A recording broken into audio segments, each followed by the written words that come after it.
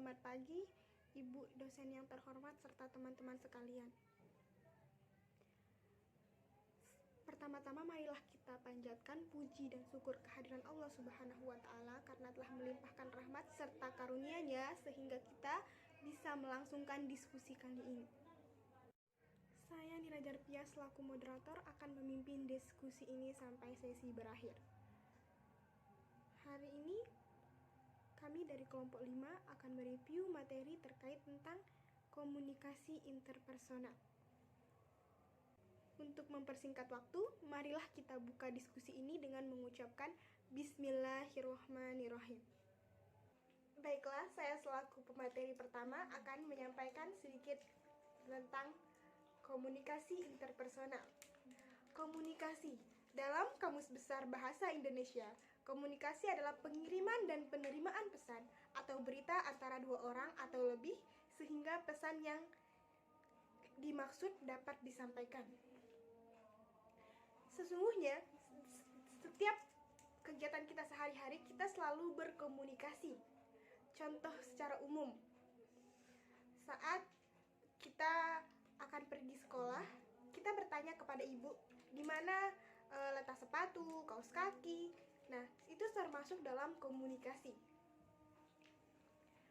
Secara umum, komunikasi adalah proses pemindahan pesan dan dari komunikator kepada penerima atau komunikan. Namun dalam proses tersebut terdapat unsur konsep, proses, dan tujuan yang mesti dipahami dalam berkomunikasi. Skill interpersonal adalah kemampuan seseorang dalam berkomunikasi secara efektif dengan rekan kerja atau dengan masyarakat sekitar. Contohnya, seperti menjadi pendengar yang baik, bisa menyampaikan pendapat dengan jelas, dan mampu bekerja sama dengan tim. Nah, secara umum, komunikasi interpersonal adalah proses pertukaran informasi, ide, pendapat, dan perasaan yang terjadi antara dua orang atau lebih. Contoh komunikasi interpersonal seperti saat kita bercerita dengan teman tentang pengalaman saat kita liburan, atau saat kita bercerita dengan teman dekat terkait drama yang kita tonton tadi malam atau serial drama yang sedang tayang saat ini, dan itu termasuk dalam komunikasi interpersonal. Atau saat kita melakukan sebuah rapat divisi gitu di sebuah organisasi dan kita menjadi pembicara di sana, itu juga termasuk dalam komunikasi interpersonal. Karakteristik komunikasi interpersonal. 1. Melibatkan perilaku verbal dan nonverbal. Maksudnya, perilaku verbal di sini perilaku yang berwujud kata-kata, dan perilaku nonverbal di sini perilaku yang tidak berwujud kata-kata tetapi berupa gerakan. Contohnya, seperti saat kita meminjam ballpoint ke teman, atau saat kita bertanya apa tugas kita hari ini. Nah, sedangkan contoh perilaku nonverbal seperti saat acara mengingatkan pemateri bahwa waktunya tinggal 2 menit. Biasanya mereka menggunakan gerakan tangan. Nah, kedua, melibatkan perilaku spontan dan rasional. Maksudnya, perilaku spontan itu dia bertanya, berkomunikasi secara spontan, secara langsung dan jelas. Contohnya seperti saat kita mendengarkan sebuah seminar dan kita tidak mengerti satu kata, dan pasti kita langsung bertanya kepada teman yang ada di dekat kita. Dan yang kedua, komunikasi antar pribadi tidak statis melainkan dinamis. Ini maksudnya komunikasi itu tidak bersifat tetap, melainkan dia bersifat terus-menerus dan berubah dari waktu ke waktu. Nah, keempat, melibatkan umpan baik pribadi, hubungan interaksi dan koherensi, atau pernyataan yang berkaitan dengan pernyataan lain sebelumnya. Maksudnya di sini kita berkomunikasi, pastinya saat berkomunikasi kita akan menerima tanggapan yang tepat. sesuai dengan apa yang kita tanyakan kepada lawan bicara kita. Yang terakhir, melibatkan bentuk persuasif. Persuasif maksudnya di mana kita berkomunikasi dengan tujuan mengajak orang lain. Contohnya, kayak misalnya tuh kita mau ngadain sebuah kegiatan event gitu kan. Nah, kita pergi untuk mencari sponsor. Nah, saat kita mencari sponsor, kita bertemu dengan seorang manajer. Nah, di sana kita meyakinkan manajer tersebut agar mau menjadi sponsor di acara kita. Tujuan komunikasi interpersonal. Pertama, menemukan diri sendiri. Contohnya seperti saat kita berkomunikasi dengan teman, menurutmu aku bagaimana? Atau saat kita berkonsultasi dengan psikolog. Nah, itu termasuk dengan komunikasi yang bertujuan untuk menemukan diri sendiri. Kedua, komunikasi untuk membantu. Contohnya, seperti saat orang bertanya jalan, kita memberitahu.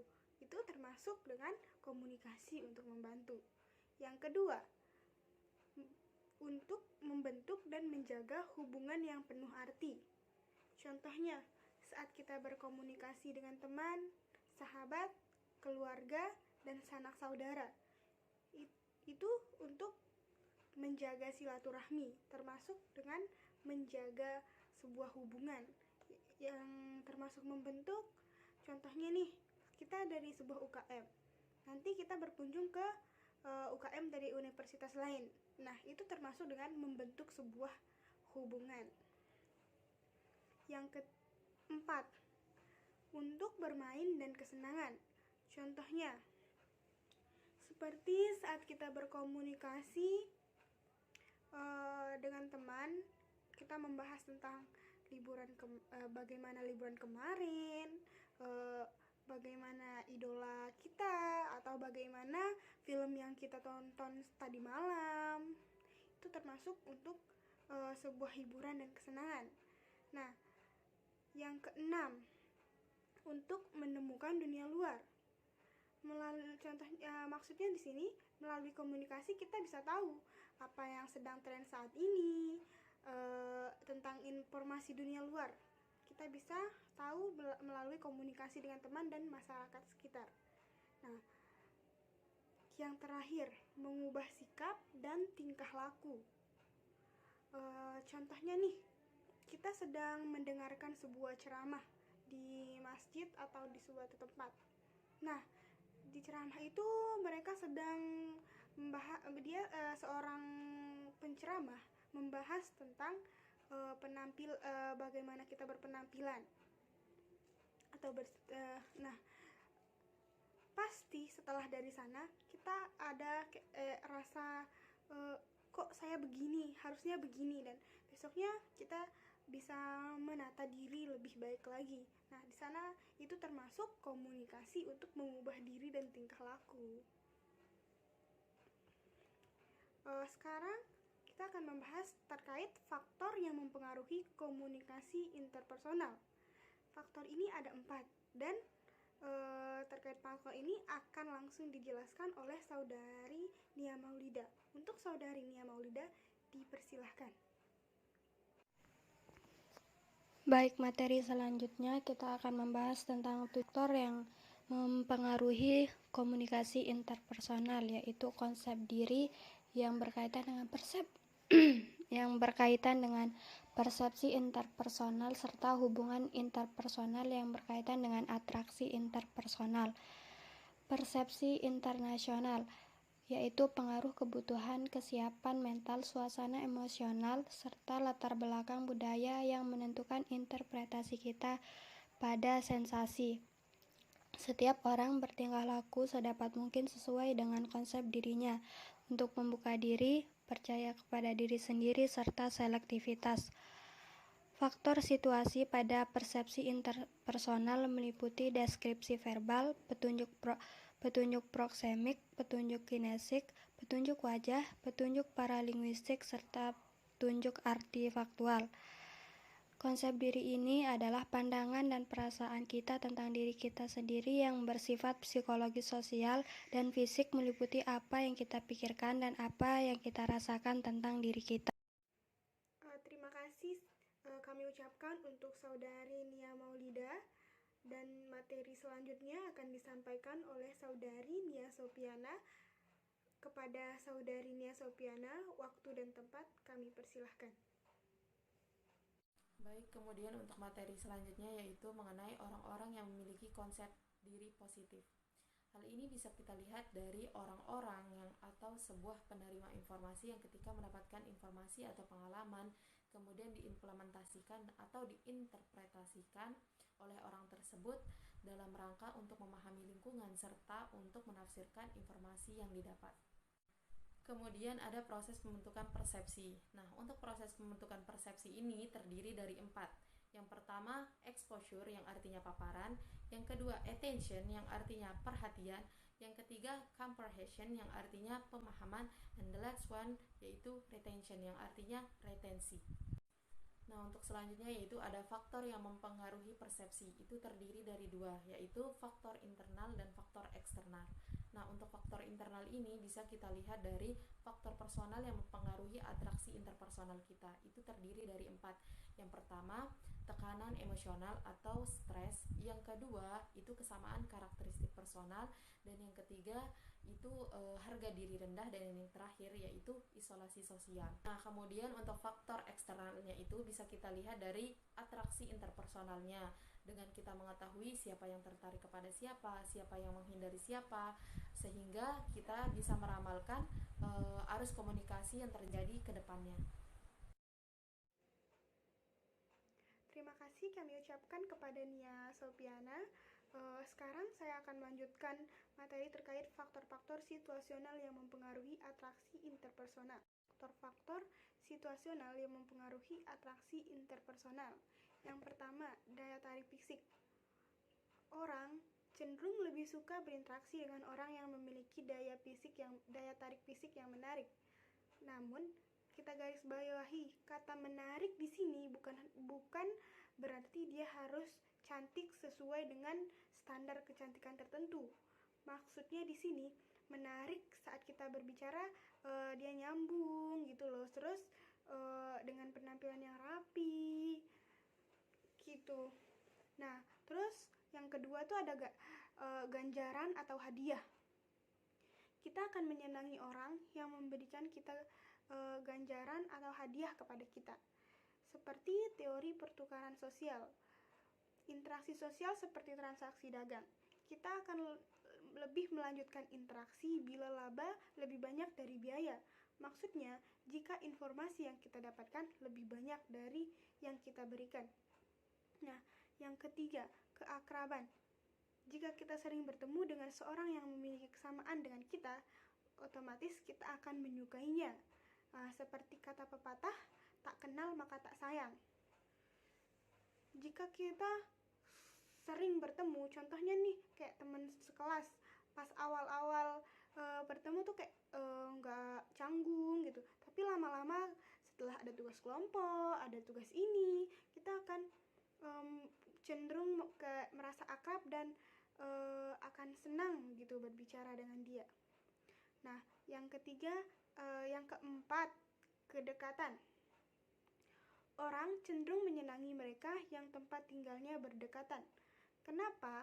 Karena kita pasti bakal lebih sering berkomunikasi karena tempat tinggal kita berdekatan, dan apalagi kalau dipertemukan di situasi tertentu. Nah, yang terakhir, kemampuan atau kompetensi. Kita cenderung menyenangi orang yang memiliki kemampuan lebih tinggi dari kita. Nah, maksudnya di sini contohnya di sini kayak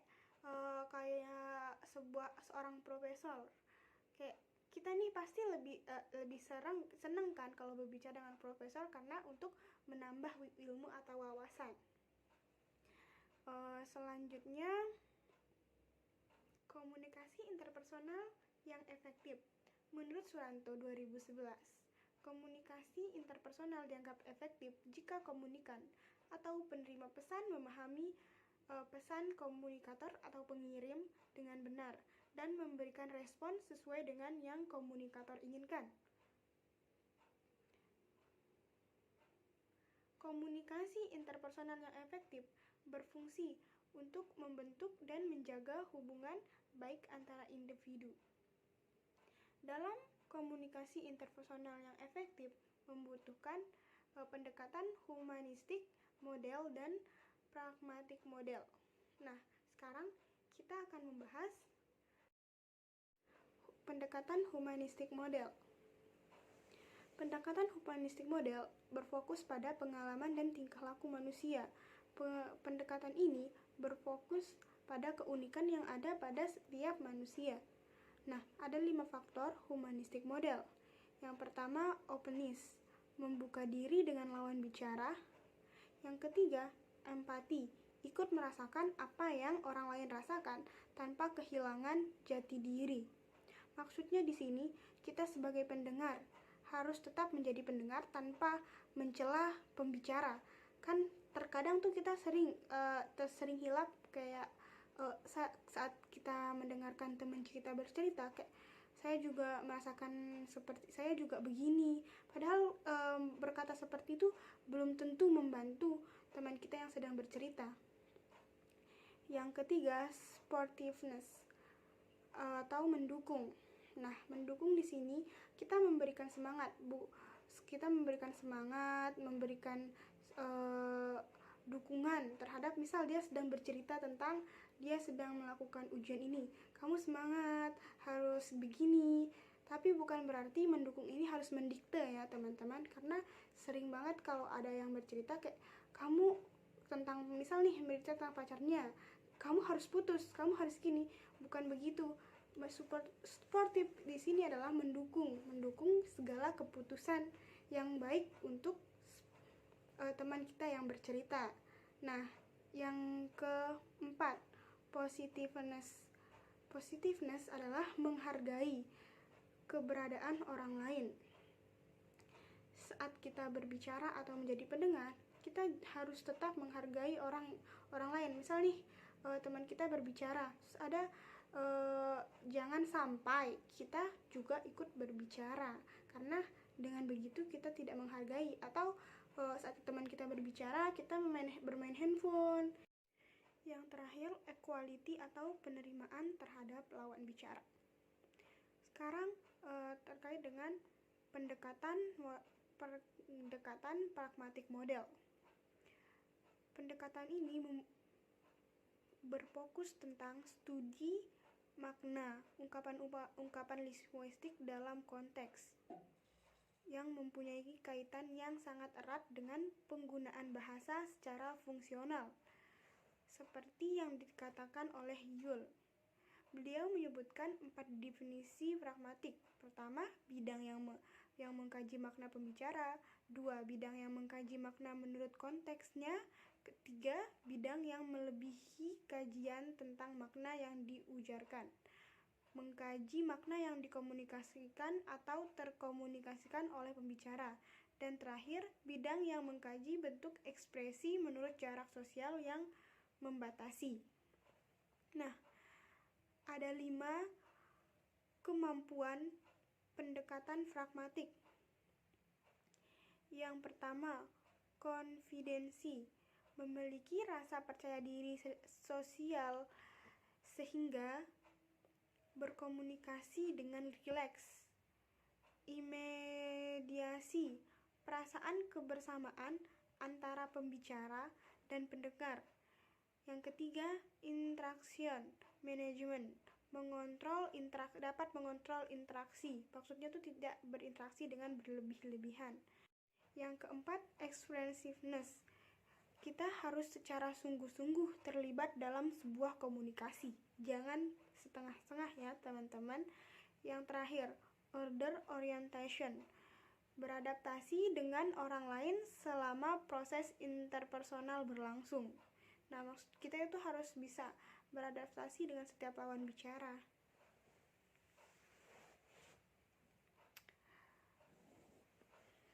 Baiklah, dapat saya simpulkan bahwa Ketika dua orang atau lebih melakukan hubungan interpersonal, mereka saling menguntungkan satu sama lain. Dan disinilah dia menciptakan atraksi interpersonal. Baiklah, sekarang kita akan berlanjut ke jenis komunikasi. Jenis komunikasi itu dibagi menjadi dua, komunikasi verbal dan komunikasi nonverbal. Komunikasi verbal adalah komunikasi yang berbentuk lisan dan tulisan. Nah, sedangkan komunikasi nonverbal adalah proses komunikasi di mana pesan disampaikan tidak menggunakan kata-kata. Contohnya, kinestik, bahasa tubuh, kontak mata, sentuhan, ekspresi, wajah, isyarat, sikap tubuh. Yang pralinguistik, nada bicara, nada suara, keras atau lemahnya suara, kecepatan berbicara, kualitas suara, intonasi. C. Sentuhan, bersalaman, menggenggam tangan, berciuman, pelukan. Karena terkadang tuh lewat tatapan mata, lewat sentuhan kita bisa menyampaikan apa yang kita rasakan. Contohnya nih, kalau kita menggenggam kita sedang berbicara, tapi kita kayak menggepalkan tangan, berarti itu kan kayak ada tanda kalau kita marah, itu kan. Terus kronemik, peran penggunaan waktu, proksemik, pengaturan jarak saat komunikasi berlangsung. Nah, perbedaan komunikasi verbal dan komunikasi nonverbal diantaranya tanda. Kata umum yang bersifat global dan lebih luas digunakan untuk menggunakan suatu lainnya, merujuk pada pengetahuan tentang suatu yang lain. Nah, simbol atau lambang, gambar yang disederhanakan dan mengandung asosiasi terhadap suatu objek yang tidak harus berhubungan langsung. Nah, yang ketiga, logo, berfungsi untuk menimbulkan kesan identitas.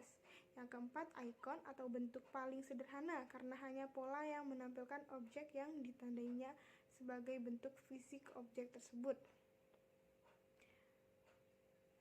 Nah, baiklah.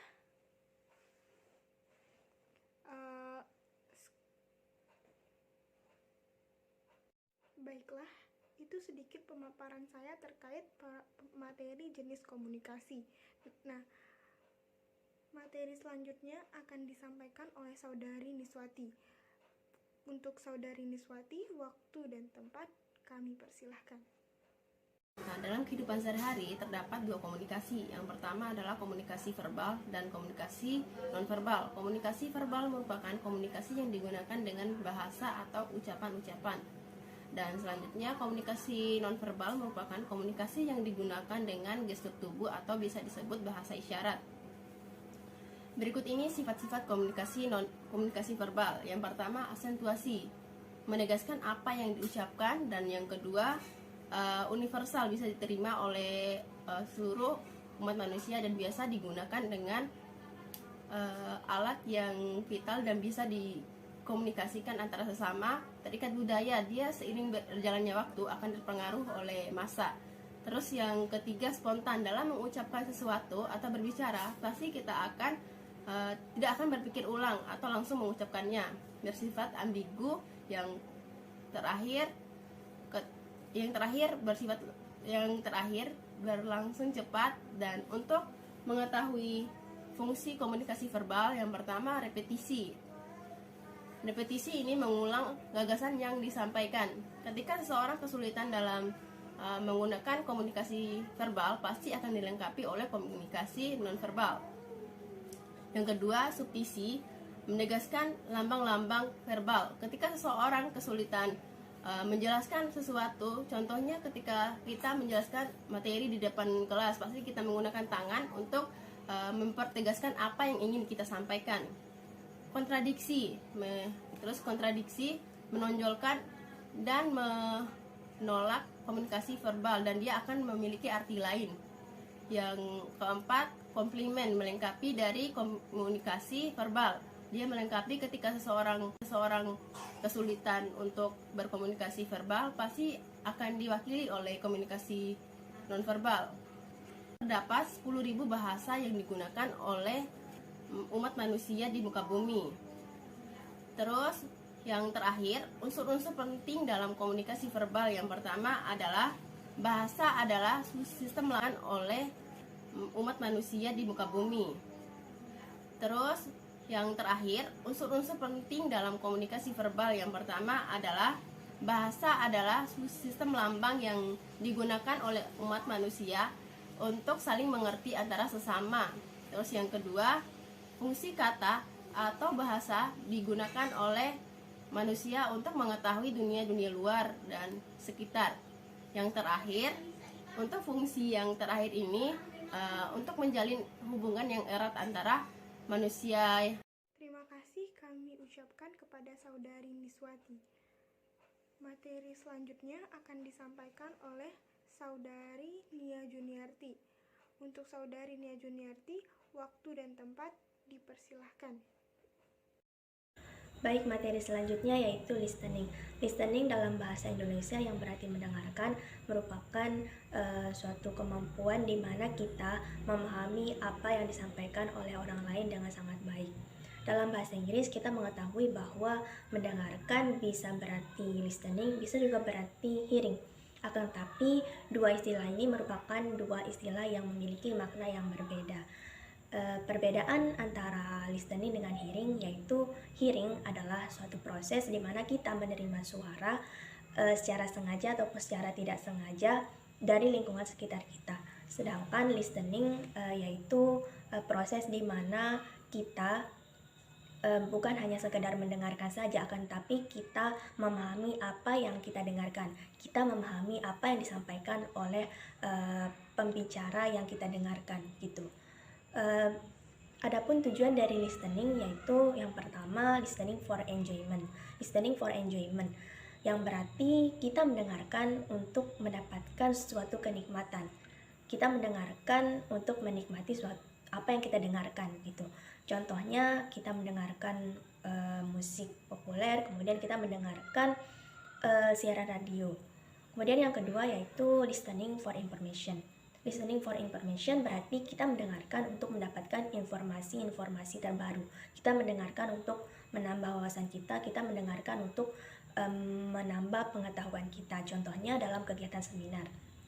Kita akan menemukan pendengar-pendengar yang dalam seminar tersebut bertujuan untuk menambah wawasan mereka. Mereka sebagai pendengar yang dimana memiliki tujuan untuk mendapatkan informasi dari apa yang disampaikan oleh pembicara seminar. Kemudian yang ketiga yaitu listening to help. Listening to help yang berarti kita mendengarkan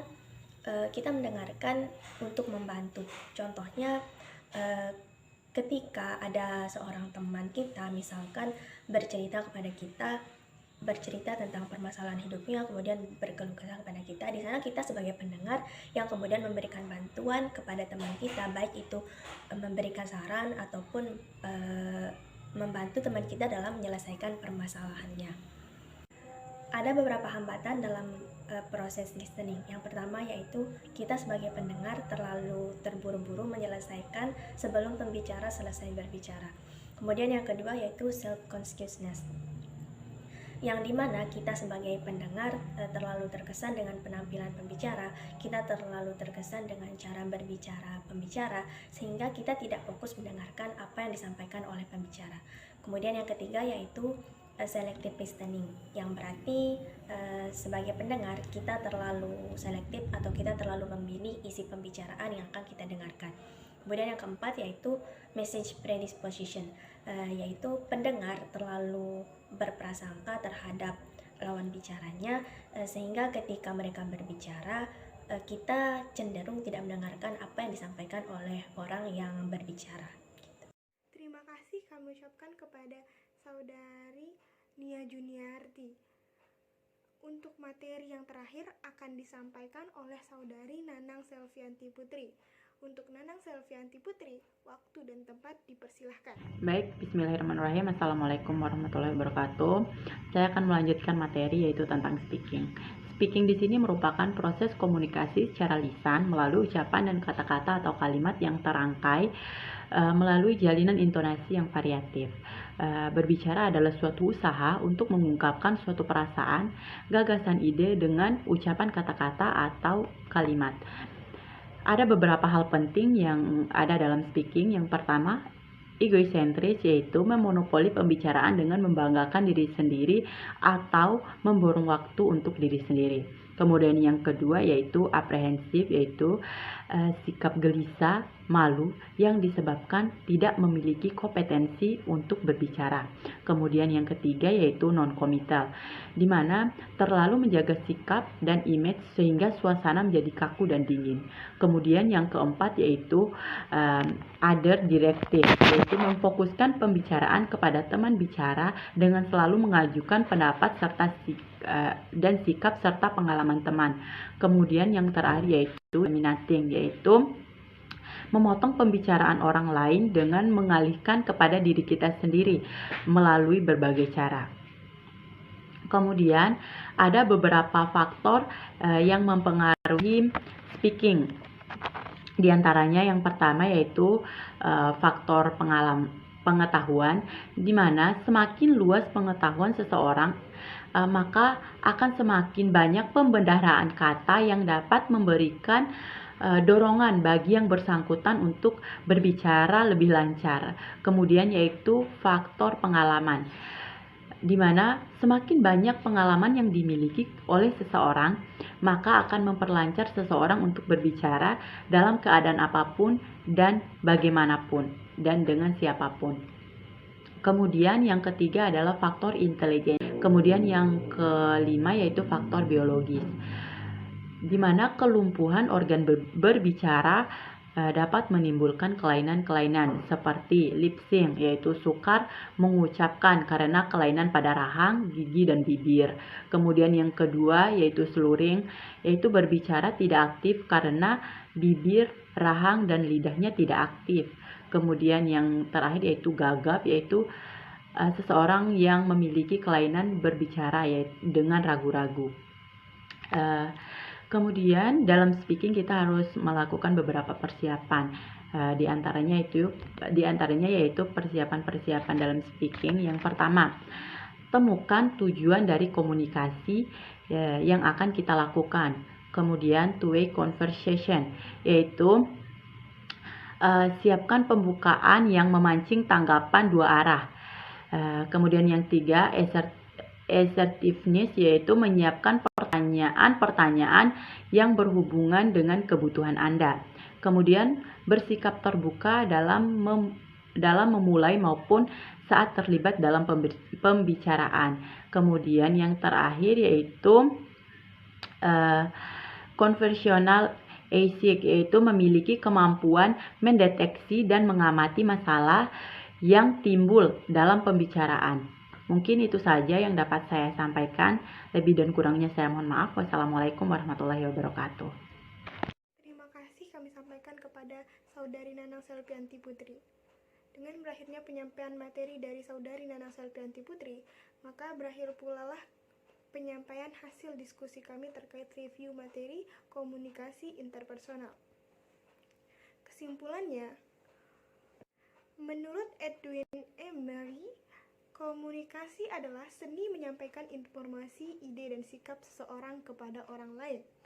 Namun, meskipun komunikasi adalah seni menyampaikan, bukan berarti kita harus mengarang informasi tentang apa yang kita sampaikan. Mulailah dengan sekarang, kita harus berkomunikasi sesuai fakta, faktual yang ada. Jauhi hoak dan berkomunikasilah dengan baik. Kurang lebihnya kami mohon maaf.